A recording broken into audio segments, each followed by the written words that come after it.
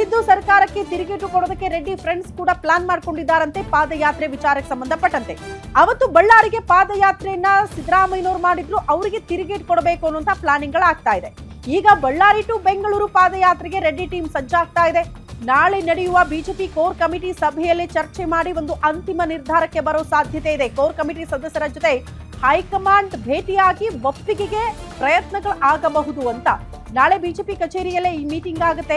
ಹಂಗಾಗಿ ಬಿಜೆಪಿ ನಾಯಕರು ಬಳ್ಳಾರಿಗೆ ಎಂಟ್ರಿ ಕೊಡೋ ಮೂಲಕ ಮೋಸ್ಟ್ಲಿ ಪಾದಯಾತ್ರೆಯನ್ನ ಏನಾದ್ರೂ ಮಾಡ್ತಾರಾ ಅನ್ನೋದು ಪ್ರಶ್ನೆ. ಅದ್ರ ಬಗ್ಗೆ ಇವತ್ತು ಕ್ಲಾರಿಟಿ ಸಿಗುತ್ತೆ.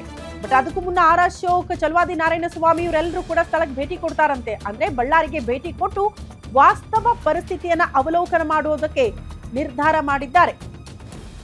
ಇವತ್ತು ಸ್ಥಳಕ್ಕೆ ವಿಸಿಟ್ ಮಾಡಿದ ಬಳಿಕ ಏನ್ ಬೆಳವಣಿಗೆ ಆಗುತ್ತೆ ಅನ್ನೋದನ್ನ ಕಾದ್ ನೋಡ್ಬೇಕು. ಬಳ್ಳಾರಿಯಲ್ಲಿ ಒಟ್ನಲ್ಲಿ ಅತಿ ದೊಡ್ಡ ಅಸ್ತ್ರ ಬಿಜೆಪಿಗೆ ಸಿಕ್ಕಂತಾಗಿದೆ. ಬಟ್ ಯಾವ ರೀತಿ ಇದನ್ನ ಪ್ರಯೋಗ ಮಾಡುತ್ತೆ ಬಿಜೆಪಿ ಅನ್ನೋದೇ ಪ್ರಶ್ನೆ. ಕಾರಣ ಇತ್ತೀಚೆಗೆ ಏನೇನೇ ಅಸ್ತ್ರಗಳಿದ್ರೂ ಕೂಡ ಬಿಜೆಪಿ ನಾಯಕರು ಅದನ್ನ ಸಮರ್ಥವಾಗಿ ನಿಭಾಯಿಸುವಲ್ಲಿ ಫೇಲ್ಯೂರ್ ಆಗ್ತಿದ್ದಾರೆ ಅನ್ನುವಂಥ ಆರೋಪಗಳಿತ್ತು. ಬಟ್ ಇದನ್ನಾದ್ರೂ ಅಟ್ಲೀಸ್ಟ್ ಗಂಭೀರವಾಗಿ ಪರಿಗಣಿಸಿ ವರ್ಕೌಟ್ ಮಾಡ್ತಾರಾ ಈ ಅಸ್ತ್ರವನ್ನ ಅನ್ನೋದನ್ನ ಕಾದ್ ನೋಡ್ಬೇಕಾಗಿದೆ.